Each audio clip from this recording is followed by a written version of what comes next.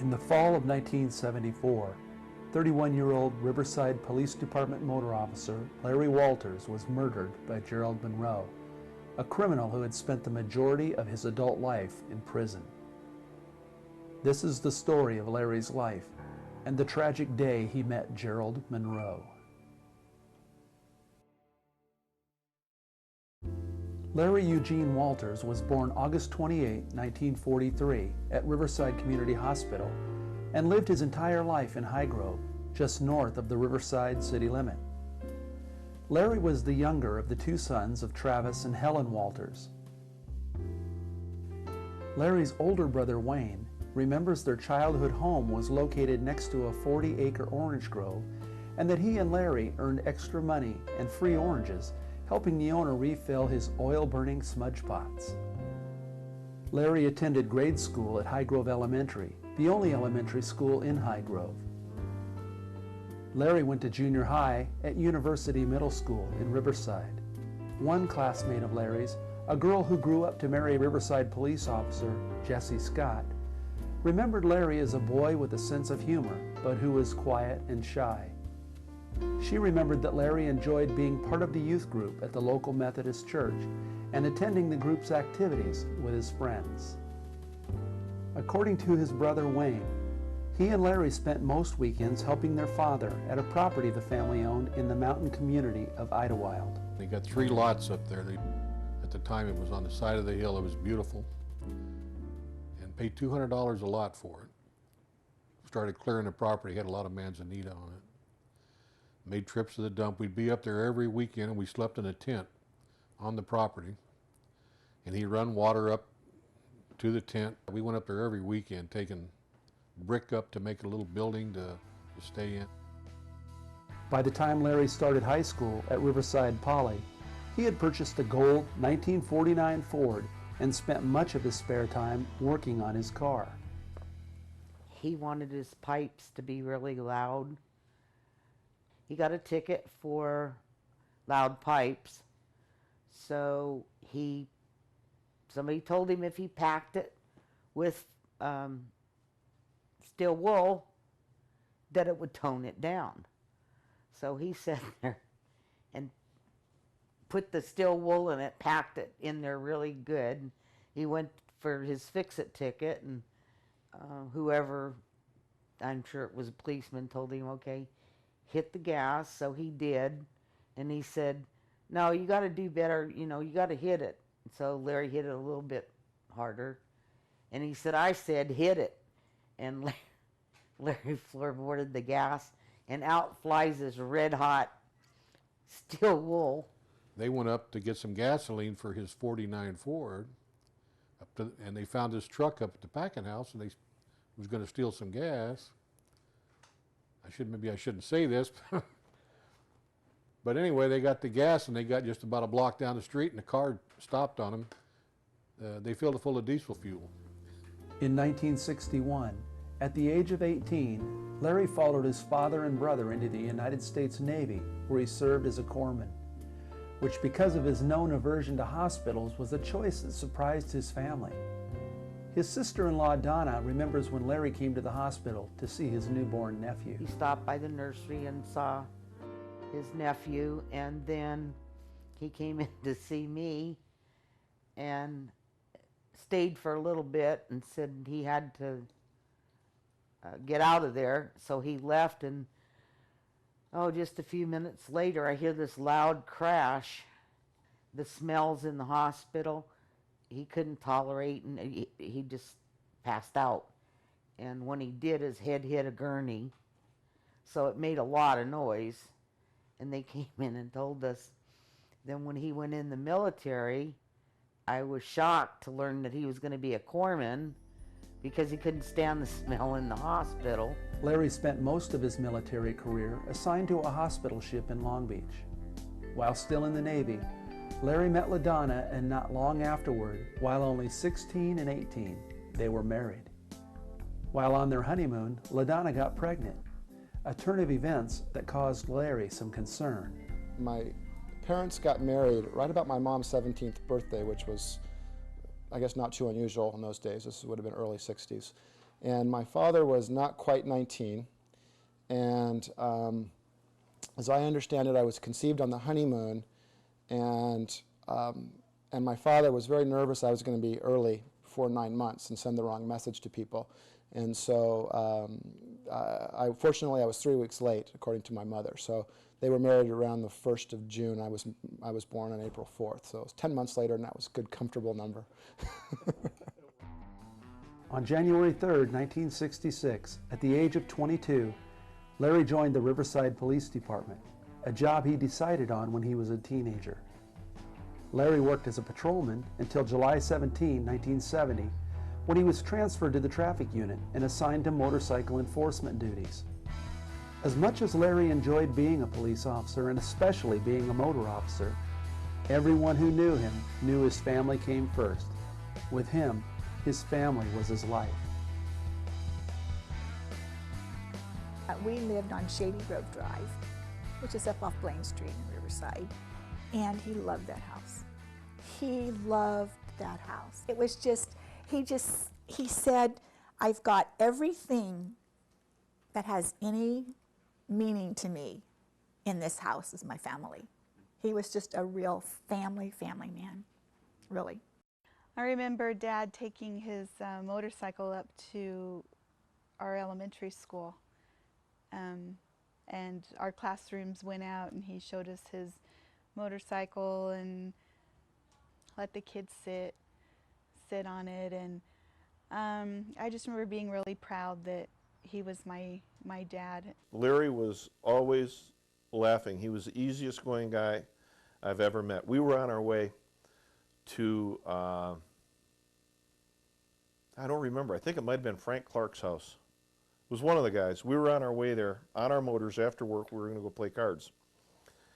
And I wasn't sure where we were going. So I was riding on the right side, and Larry was riding on the left side. And we got to an intersection, and Larry thought we were going straight, and I thought we were going to turn left. So we stopped, and as soon as we took off, I turned right into him. Crash bars went to crash bars, and we were riding Harleys. The bikes kind of bounced apart and came back up. And I thought he was going to be ticked off. He was laughing. He thought I was going to run him over. But he was always real easy to get along with. I never heard him say a bad word about anybody. He was just one of those guys, just a genuinely nice guy. Larry loved baseball, and his favorite team was the Los Angeles Dodgers, a team his own father had followed when they played in Brooklyn. Larry's children remember his love of the game. My memory of him are either in his uniform or in the blue jeans and a white t-shirt and white slip-on Vans. And he'd have a transistor radio, and he was listening to the Dodgers. He loved Dodger baseball. My dad, he said he loved sports. He loved baseball. Sitting outside in the evening, nice warm evening, listening to Dodger games on the radio. I remember doing that in the summer a lot. We'd have a cot out in the patio, and then lay there just listening to Dodger games and falling asleep listening to Dodger games. Larry coached Little League Baseball for several years, and in 1974 coached his son Trey's team, the Cardinals, at their home field in Patterson Park. He used to, play ball with me a lot. There's a few years I was a pitcher, and so we used to do a lot of pitching practice out in the front yard. And he'd take me down to, sometimes down to North High School and sometimes to the batting cages over at UC Riverside, and pitch me batting practice for hours. Neighbors in their UC Riverside neighborhood remembered that there were always lots of kids at the Walters home playing basketball or a game of catch. They remember Larry sitting in his chair after finishing the yard work and watching the neighborhood children play. I remember him coming home from work a lot, and the neighborhood kids kind of chasing after him on his motorcycle as he pulled up in the driveway because they thought that was really neat. You know, so many years ago, things just seemed so simple, and kids were impressed with really simple things, you know, and they had a lot of respect for the policemen then. I was 5 years old, and my dad was going to get me first bike, teach me to ride a bike. Okay, and so all I knew was my dad was going to get me a bike. And my dad's idea of getting me a bike was to go down. It must have been there was something at the police department. I'm not sure if it was recovered stolen bikes. There was something. There was an auction. You could buy these bikes, and they must have come from some police work somewhere. So my dad got me a bike, probably for $5. But I didn't know this. All I knew was my dad was getting me a bike. And so Dad comes home with the bike. Doesn't have a front wheel. It's all kind of, and his idea is he's going to repair it all. Okay, he's going to do the work on it. So that's a lot harder thing to do than just buying a bike at a store. But still, you're 5 years old, and Dad brings home the bike, and you see it, and and it's a mess. And I broke down in tears. and my mom really chastised my dad. It's like, you cannot do that to a 5-year-old. But then I remember, it wasn't long after, we were in the garage working on the bike, buying a new front wheel, getting that put on, getting the, all the pedals put on and all that. And so soon thereafter, I actually had a bike. And it was a bike that my dad had put together for me. It wasn't a bike he bought at the store. And then my dad taught me to ride a bike there in front of our house. On April 2nd, 1971, Riverside police officers Leonard Christensen and Paul Teal were murdered in ambush. Their murder took a tremendous toll on Larry. Yeah, that bothered him a lot. That bothered him a whole lot. And Larry was trying to get out of the police department after that happened because he was really worried about it.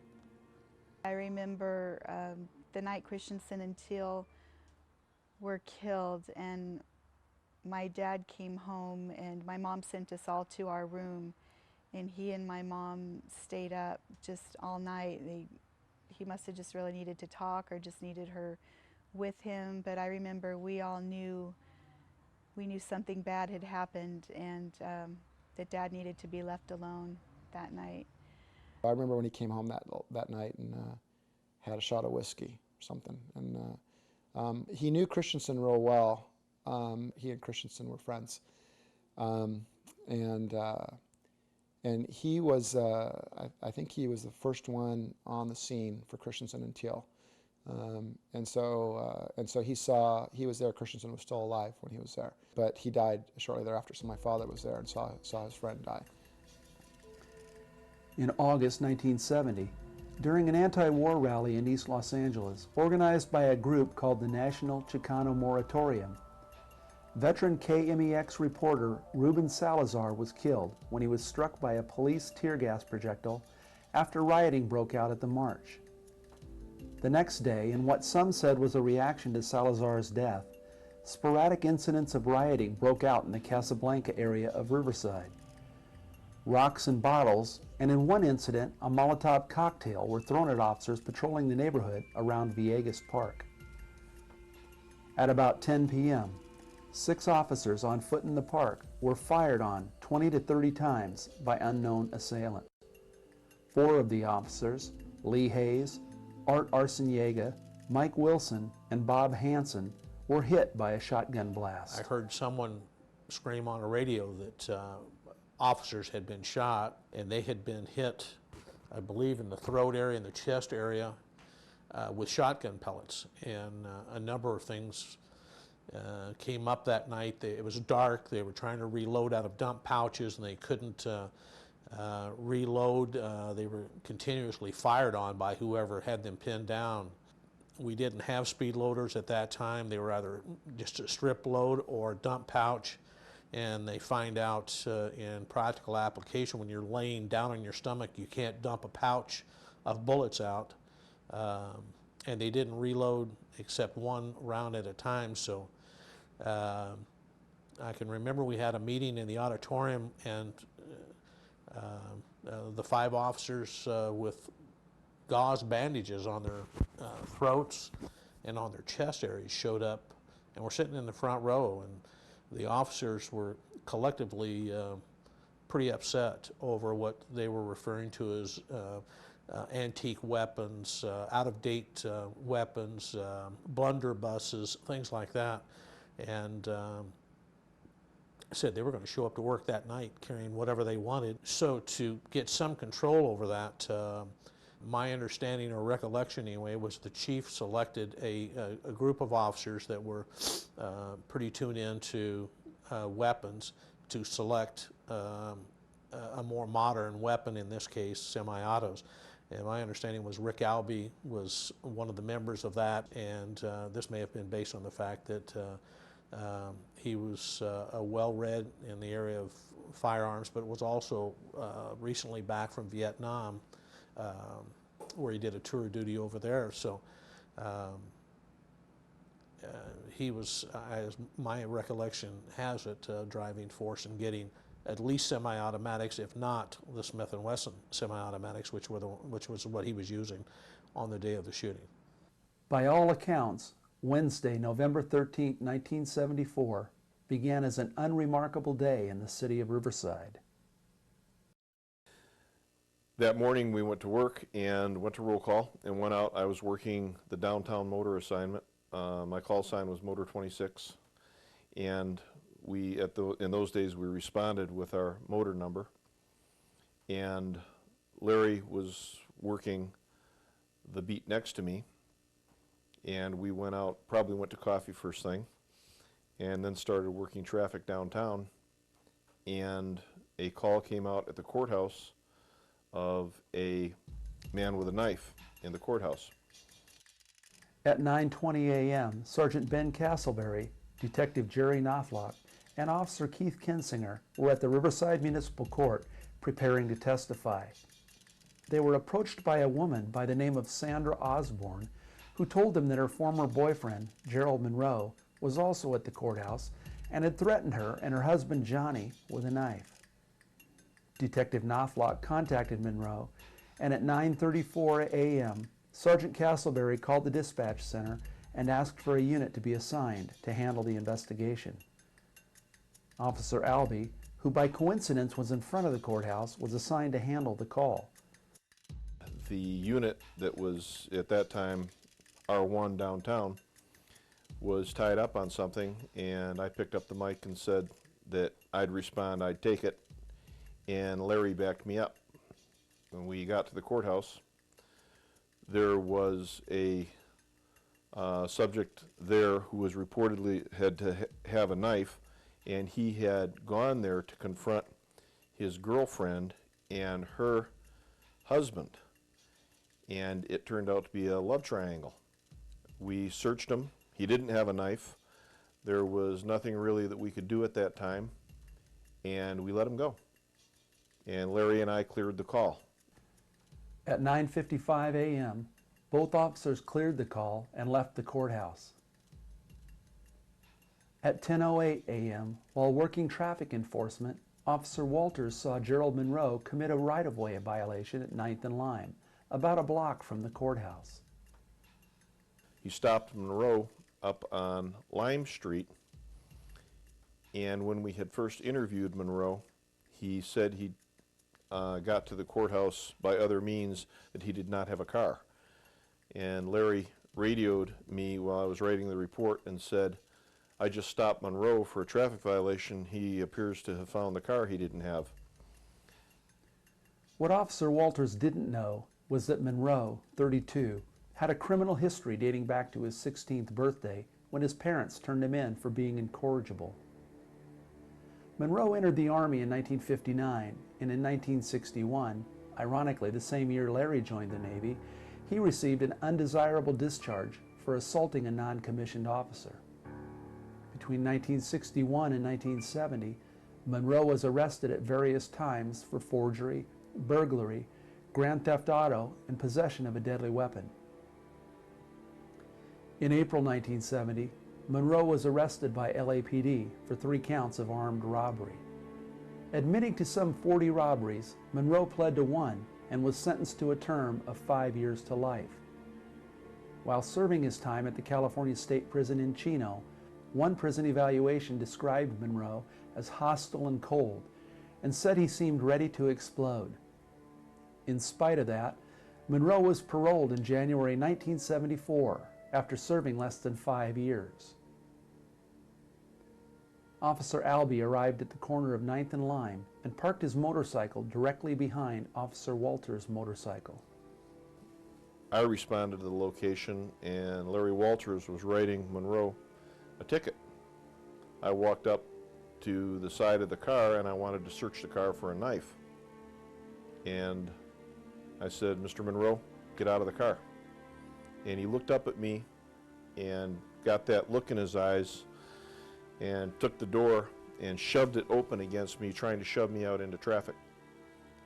I grabbed the door and kept trying to open it then, and he was trying to close it. And I put my foot up on the side of the car and wrenched the door open. And when I did, all this happened in like seconds. Larry was right next to me, and both of us are inside the car door trying to get Monroe out, and he was trying to start the ignition on the car and get away. While Officer Walters attempted to get Monroe's hand away from the ignition, Officer Albee had his arm around Monroe's neck, attempting to pull him from the vehicle. Monroe was able to start the Pinto, but it stalled immediately. Monroe then suddenly reached under the driver's seat. Larry was reaching over the steering column, keeping his hand off the keys, and Monroe was wrestling with me and trying to get the car started. Finally, he jerked away from me and he reached underneath the seat, and I yelled, "Look out, he's got a knife." And when he came up, he had a 38 revolver, and it was pointed directly at me. Monroe fired one shot, striking Officer Walters on the right side of his head. I must have turned my back on him and ran to the back of the car and then spun around, but I don't remember doing that. I never saw him fire the gun. I heard the shot.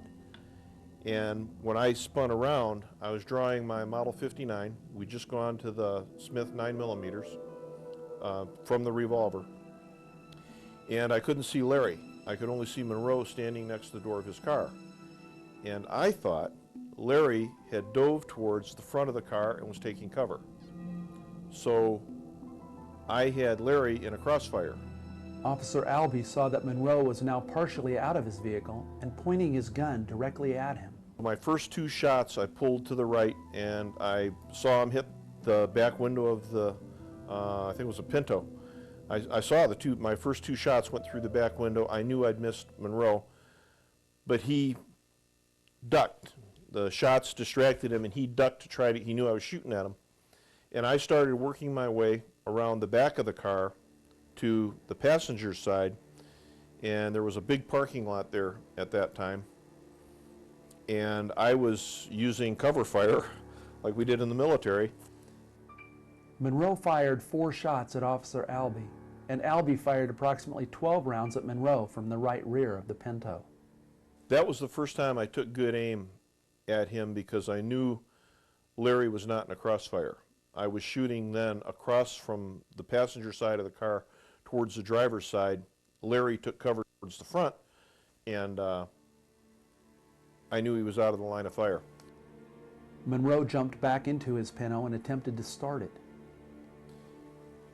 Monroe was shooting at me and missing, and he jumped back in the car. And when he jumped back in the car, the thought that went through my mind was, the son of a bitch is going to get away. That's the exact thought that went through my mind. And I reached up and I punched the magazine out of the 59. And as it happens, the last round from that magazine had chambered. And when I reached down, I put in a fresh magazine. I had a full load. And I looked up, and Monroe was sitting in the car, and he was aiming across the barrel of his gun, taking aim at me. And I knew I was going to shoot him or he was going to shoot me. I aimed at him directly and shot him a couple times, hit him. I know I hit him, I saw him. And he slumped in the wheel. I ran back to the back of the car. He was still sitting in the driver's seat. And I didn't know how bad he was hit. So I shot him twice more in the back. Monroe fell out of the car onto the street, and his gun fell 3 to 4 feet from his outstretched hand. At 10:11 a.m., 3 minutes after the stop was made, Officer Albee called for an ambulance for Monroe. He fell out of the car, and when he fell out of the car, I ran to my motorcycle, and he was on the ground. He'd gone spread eagle on the ground, and the gun had scooted away from his hand. And I ran to my motorcycle, and I put out the call, Motor 26, give me good Hugh, code 3, suspect's been shot. After calling for help from Monroe, Officer Albee looked back and saw that Monroe was trying to get to his gun. After I put that out, I looked up, and Monroe had crawled to his gun. He picked it up, and he was on his hands and knees, and he was swinging, aiming the gun at me. And I reached across the windshield of my motorcycle, and I pulled a couple more rounds off, intentionally aiming low because the bullet will scoot across the ground. I saw him get hit a couple more times. Believing he was seriously wounded and incapacitated, Officer Albee ran to Monroe to administer life-saving first aid. I ran forward to give Monroe first aid. Now I knew he was hit bad. When I got to him, I could look past the car, and I saw Larry laying in front of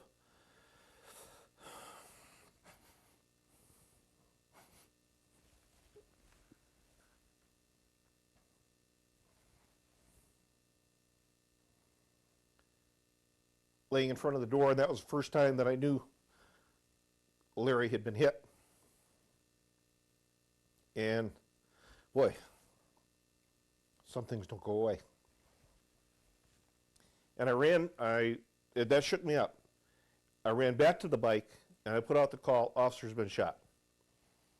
And the dispatcher went, all I heard her do was go 1199.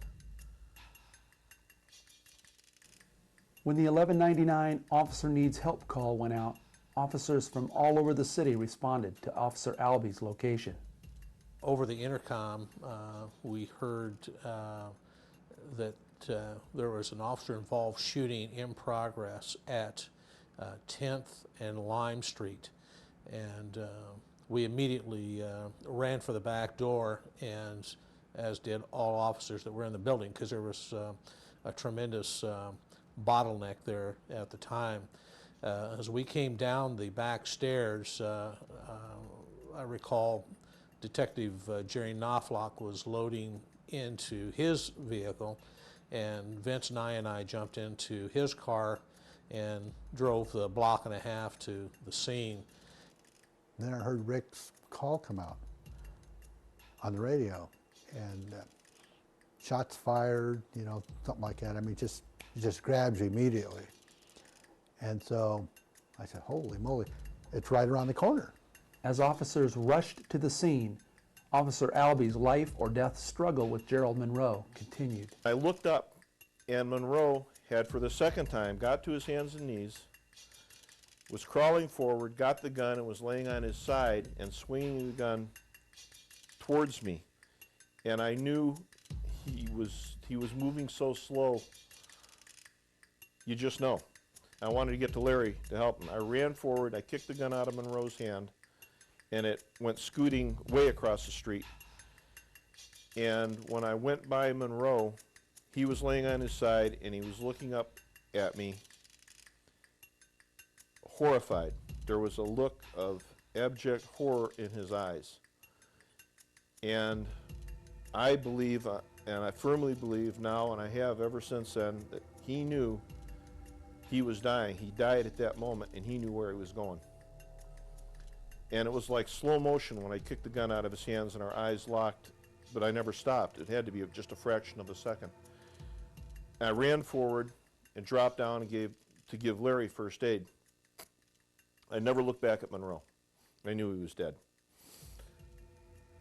Larry had blood on the right side of his head, and he was breathing. And I was confident he had a scalp wound. The only thing I had was a clean hanky. I grabbed it, I started giving pressure to the wound, and the world started coming apart behind me.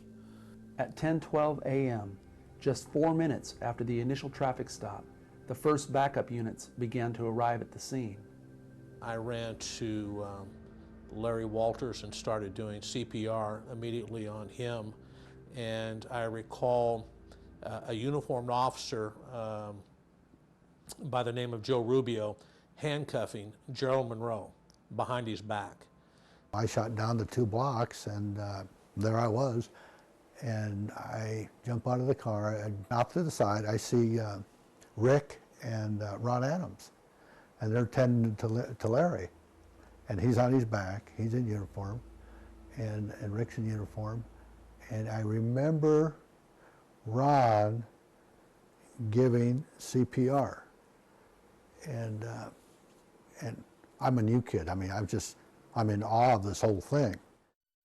Incredibly, even after suffering several gunshot wounds, Monroe was still attempting to get to his gun. He was still moving. Monroe was still moving, and didn't have time to mess with him. So I ran over quickly, and I put handcuffs on him. He's face down, and grabbed his hands, put handcuffs on him, and he's still groaning and moaning. 2 minutes later, at 10:14 a.m., the ambulance arrived at the scene.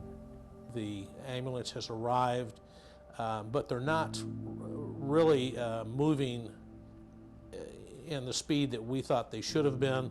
And Vince and I took immediate control, and with all the authority that he had, which was considerable, he's telling these people, let's go, let's go, let's go, let's go. And I'm continuing CPR even as we're putting Larry onto the gurney. And it was either the driver or one of the people from the ambulance company is, as we're lifting the gurney, is saying, hey, hold it, we're going to have to get the other guy, referring to Gerald Monroe, into the ambulance. And Vince and I most emphatically advised him that this was the police officer's ambulance, and Gerald Monroe, in fact, was not going to be loaded onto this ambulance with this police officer, that we're going directly to the nearest hospital, which was Community Hospital at 14th and Magnolia. By this time, a large crowd had begun to gather at the scene. Jerry Monahan heard from somebody in the crowd saying, you know, take him too, he's hurt. He needs to go in the ambulance. He bent over and checked the carotid on Gerald Monroe and said, no, this guy didn't make it. And we're rolling by then. We're moving. And so I am so focused on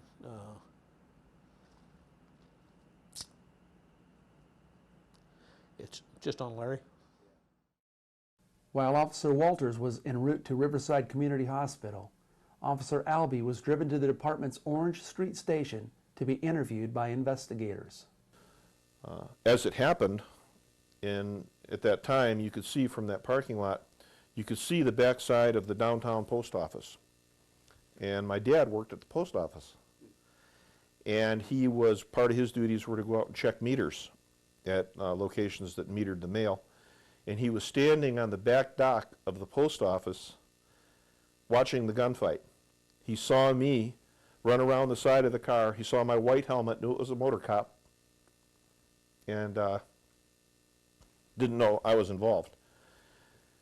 When they transported me to the station, Jesse Scott, who had been my training officer, Leonard Christensen was the other one, he was transporting me to the station. The unit went right behind my dad, and there was a motor officer in the street, and I yelled to have him stop that car. So I ran forward, hands were all bloody. My dad was in the car. I said, Dad, I just killed somebody. Get over to my house and get my family out.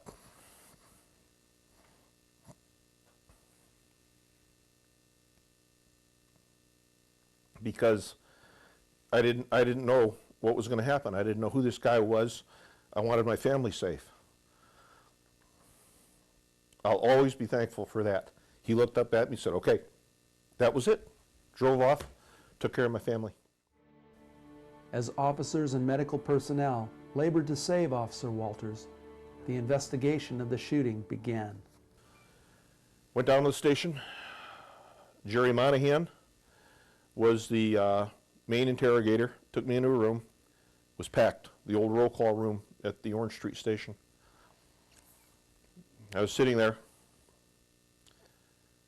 right after we started, somebody came in and said something to Jerry Monahan, and he looked at me and he said, Monroe's dead. The guy out there, you killed him. And I looked at it, that's what I was trying to do. I was fighting for my life. And at that time, I thought for Larry's. And it wasn't until just a little while later, somebody else came in and again whispered Jerry, and he just went, he was sitting there and he went, and stayed like that. He looked up at me, he said, Larry's,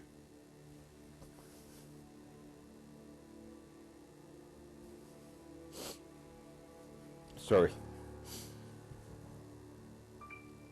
He said, Larry's dead. I didn't expect that.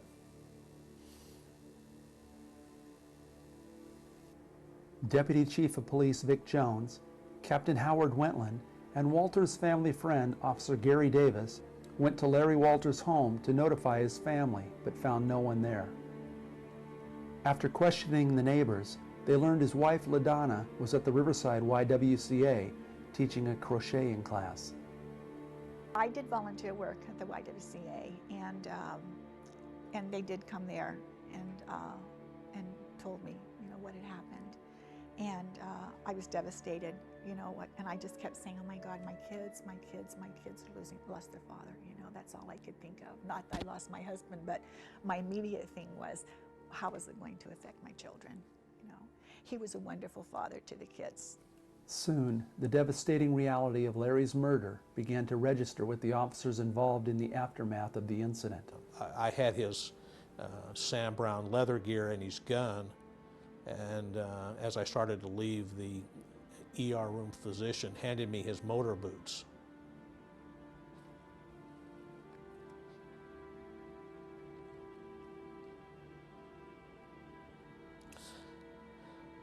To take 32 years.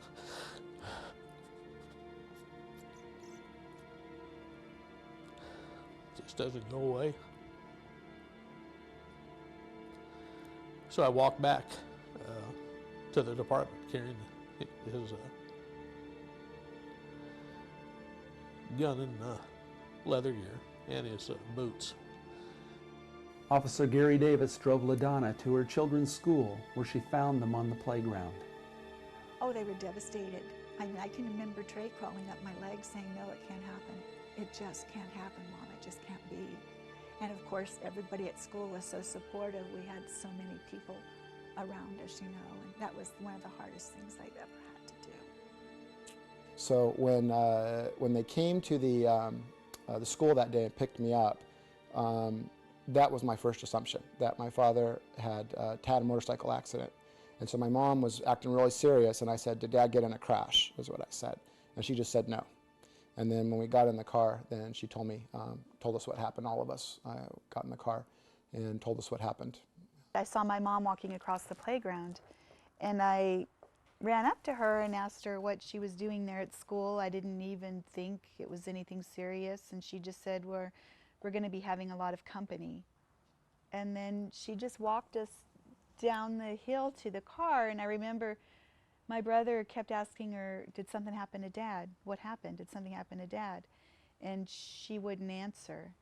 And when we got in the car, there was Gary Davis. He was a fellow police officer and a good friend of my dad's, and he was in the car. He was driving the car. And when we got in the car, my mom told us that she needed us to be really strong, and she was going to need us to really stick together. And then she said that Dad died, and my brother asked how, and she said he was shot. And then I just remember being really numb for a long time. Larry Walters' funeral service was on Saturday, November 16, 1974, at the Magnolia Avenue Baptist Church. He was interred at Crestlawn Cemetery with full police honors. There was a beautiful funeral service. It was really beautiful. And of course, many police cars stretched out, you know, and it was wonderful. It really befitted him as a human being and as a police officer. He lived, you know, he lived for that. I mean, besides his family, that was just it. I remember at the funeral, just feeling so terrible with seeing so much grief, the family feeling so bad, and me feeling bad for them. And I remember seeing, when the services were over, we're still at the services, still at the cemetery. I remember Ron Adams in uniform walking across, all by himself, just crying his heart out. It was awful. I have 4 sons, and they hear about my father, and we went over there a couple of years ago, and I didn't have any expecting any emotion. I mean, it was emotional, you know, 30 years ago, but I went over there, and it just all kind of flashed back. The whole thing that day was a gray day in November, and I mean, it was gray the day of the funeral. And I just remember the helicopter fly over and the 21 gun salute and the different, you know, people that were there, a lot of people. And it just brought back, I just didn't realize there were all these emotions that had been sitting inside for 30 years that came out that day. There was a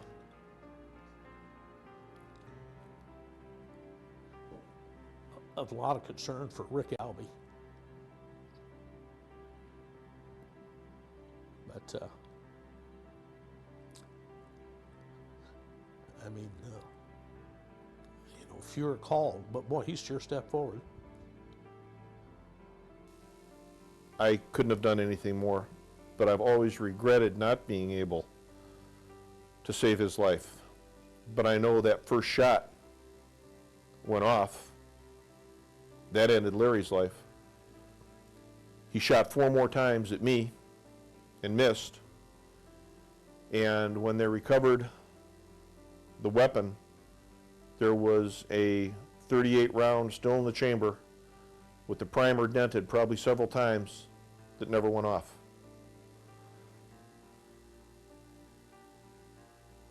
God was watching me.